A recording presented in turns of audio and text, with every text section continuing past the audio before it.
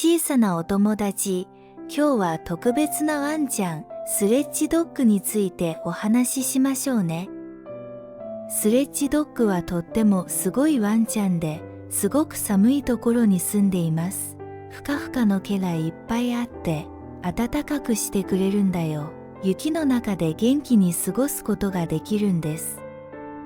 スレッジドッグの見た目は本当にユニークです。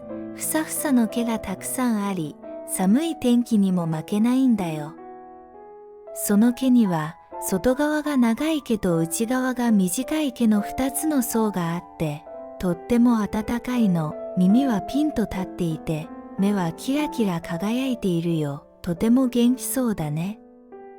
スレッジドッグはとても働き者で、雪の上でそりを引いて、人々が食べ物や物を運ぶのを手伝っているんだ。とても重たいものを引いて、雪の中をたくさん走ることができるんだよ。スレッジドッグはとてもフレンドリーで優しく、人と一緒にいるのが好きなんだ。たくさんの命令を理解できて、新しいことをすぐに学べる賢いワンちゃんです。だから、人々は彼らにたくさんの便利な技を教えることができるんだよ。スレッジドッグは肉が大好きで、チキンやビーフ、魚をよく食べます。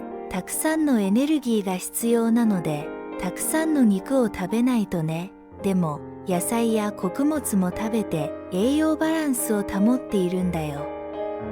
スレッジドッグは小さなお友達が大好きで、一緒に遊んだり、守ったりするんだよ。もしスレッジドッグがいたら、いつもそばにいてくれて、一緒に遊んだり、冒険したりするのが楽しいよ。